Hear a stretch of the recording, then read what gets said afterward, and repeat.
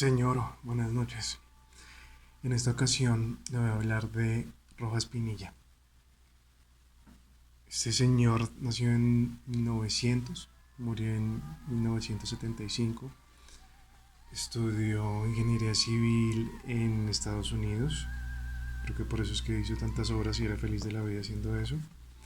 Pero entonces entrémonos como en lo político y en lo por qué fue una dictadura. Su protagonismo inició en la Sociedad de Élite Liberal Conservadora de Colombia en esa época, en 1953.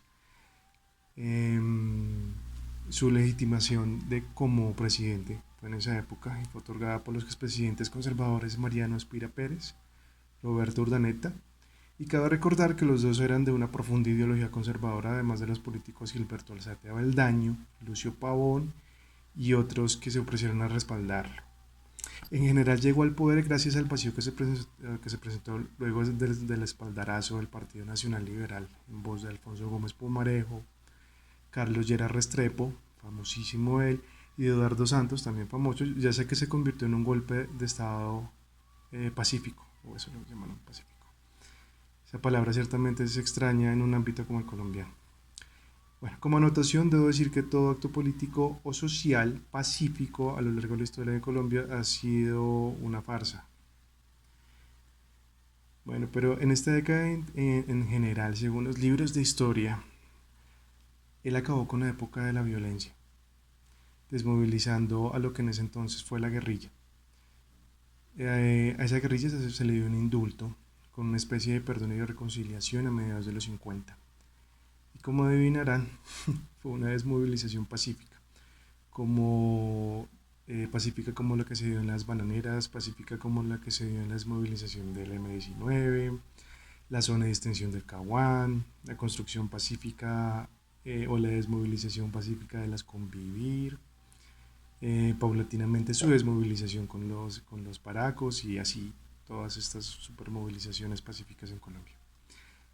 Bueno, los guerrilleros al entregar las armas, perdón, anunciaron el cese de derramamiento de sangre y le entregaban al general lo único que le faltaba, ya que tenía la aprobación y poder político, pero solo le faltaba una aceptación popular, o lo que en todos los libros de historia dicen el amor de su pueblo.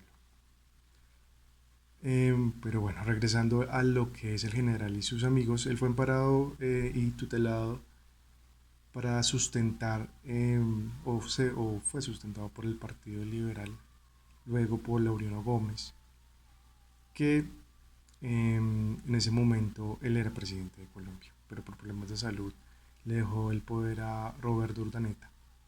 Y casi como títere político a lo Duque, simplemente le dejó el cargo a Rojas Pinilla para que se posicionara. Durante la época que denominaron la violencia, los jefes liberales con su protagonismo lo escogieron para liberar un golpe de opinión contra Laureano Gómez el 13 de junio de 1953, que ese mismo día fue el día que se posicionó en una parte del discurso que dijo lo siguiente.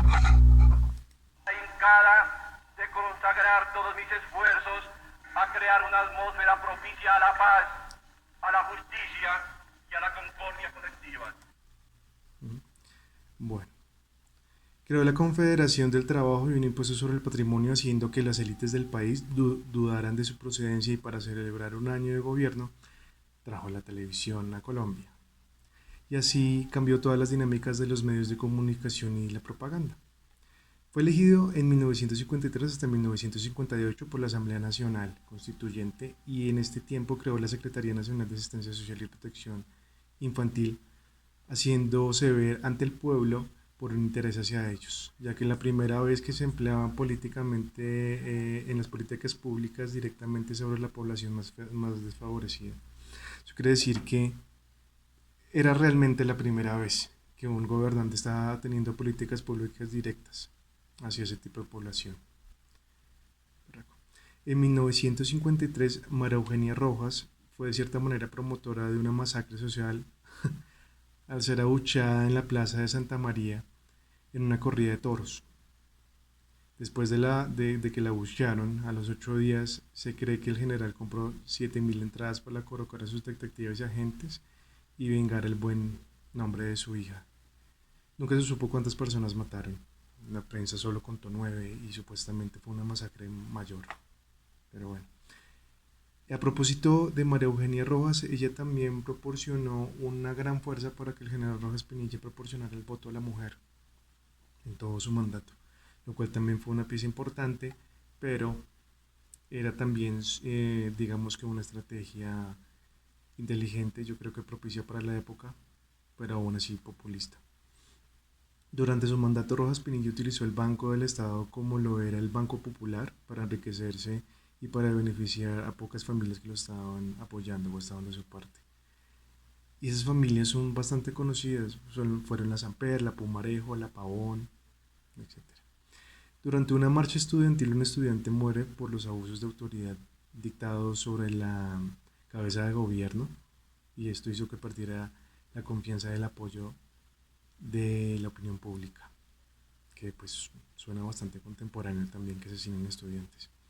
La diferencia en que esto realmente desestabilizó su gobierno fue gracias a que esto inició como una lenta caída del gobierno de Rojas Pinilla. A continuación, a diferencia de lo que desestabilizó su gobierno, después del asesinato del estudiante, él dijo esto. Los soldados, algunos les dispararon hacia los estudiantes, otros trataron de disparar un poco más alto. Esta patria que hoy vemos resurgir radiante de sus viejas angustias e incorporarse con risueña estampa a una vida de paz y de justicia. Bueno, luego de esto creó el acto legislativo número 6 que buscaba era eliminar el Partido Comunista Colombiano para buscar consolidar un apoyo de las élites de siempre en el país que ya se dio cuenta que su gobierno corría peligro. Luego de esto censuró y cerró todos los periódicos de oposición, como lo era El Tiempo, El Espectador, El Siglo, y prohibió la circulación e intimidación de sus periodistas. Los intimidó a todos, pero bueno, ¿cómo cambia eso? En pocas palabras, ahora sí era oficial y sin duda alguna que era la primera y única dictadura del siglo XX en Colombia. Recordemos que compone una dictadura. Silencia la oposición, persigue a la prensa en contra del gobierno y sus periodistas, utiliza las herramientas jurídicas del Estado o asesina a sus opositores, se perpetúa en el poder y no permite, no permite ningún tipo de movimiento estudiantil. Y eso lo convierte, entre otras cosas, en un gobierno dictatorial y represivo, que es tristemente familiar hoy en día. Antes de que el general hiciera los cambios suficientes para que la legislación no pudiera salir, para que él manejara o manipulara la legislación para que no pudiera salir del poder, los políticos colombianos conservadores Urdaneta y Gómez Pumarejo se opusieron a lo que estableció por el gobierno, al igual que los liberales como Lleras Camargo, y organizaron el Frente Civil que tiene como meta quitar a Rojas Pinilla del poder. Para defenderse, intentó ser un partido de gobierno militar, otorgando poderes legislativos y el voto a la fuerza pública, que es algo bastante familiar. Bueno, el gobierno, acompañado desde varias esferas públicas, asesinó a todos los combatientes a los cuales les había dado indulto. Y esto hizo que dentro del país se hicieran bastantes revueltas y se marchara en contra de todos esos asesinatos, pero también hizo que naciera otra vez la violencia. Creó una guerra interna todavía más intensa para que se hiciera necesaria una fuerza pública también más consolidada para atacar este tipo de guerrilla, que también es algo muy familiar. Alberto Lleras hizo que cerraran los bancos para crear caos entre la oposición para finalmente revocar al general el 10 de mayo de 1957. Entonces, todos esos datos a lo que quieres llegar es que, ya atacando el tema, Rojas Pinilla fue completamente clasista, fue completamente populista. a diferencia de lo que también se dice en su fin, como diría mi abuela, cada muerto es bueno, es que siempre se hacen resaltar sus obras, por decirlo así. La única legislación que tuvo a favor contundentemente de la mujer fue el voto, cosa que es muy importante, no lo puedo negar, pero también otros actos enmudecieron como ese tipo de cosas. Todos los sistemas de salud pública también limitaron muchísimo la ayuda hacia la mujer. Nunca en su parte de gobierno hubo algún tipo de indígena, persona, afro, jamás.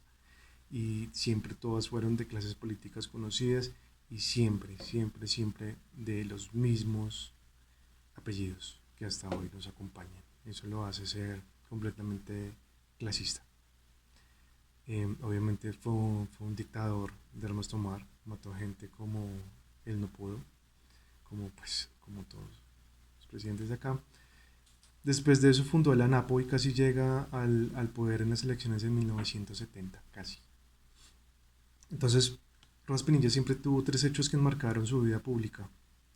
El golpe de Estado el 13 de junio de 1953, su derrocamiento el 10 de mayo de 1957 y su derrota electoral el 19 de abril de 1970. Como siempre y como los que es más recordado, su mandato se caracterizó por la realización de relevantes trabajos de infraestructura, pues imagino que por lo que él fue ingeniero civil, como el aeropuerto, el Dorado, el hospital militar, la calle 26, el centro administrativo CAN y el programa social Sendas, que realmente no revitalizó, digamos, una estructura colombiana y mucho menos a la mujer. Entonces, para concluir rápidamente, ya que veo 12 minutos en esto, la única dictadura que se hizo en Colombia de manera directa, porque lo que intento también decir es que ha habido una dictadura continuamente en nuestra fallida democracia, él fue completamente clasista. Fue no visible tan en ese entonces, pero fue visiblemente racista, completamente. Y yo no creo que le haya dado un espacio lo suficientemente bueno a la mujer, como también no creo que ningún gobierno realmente le haya dado un apoyo completamente real y contundente a la mujer. Fue muy extraño por su contexto en tiempo-espacio. Fue muy único para la región. Pero además de tener el voto, que insisto, es muy importante, no creo que haya contribuido en algo súper contundente en esa época. Pero también, recalco, el voto fue un paso a seguir y bueno, fue un punto de partida.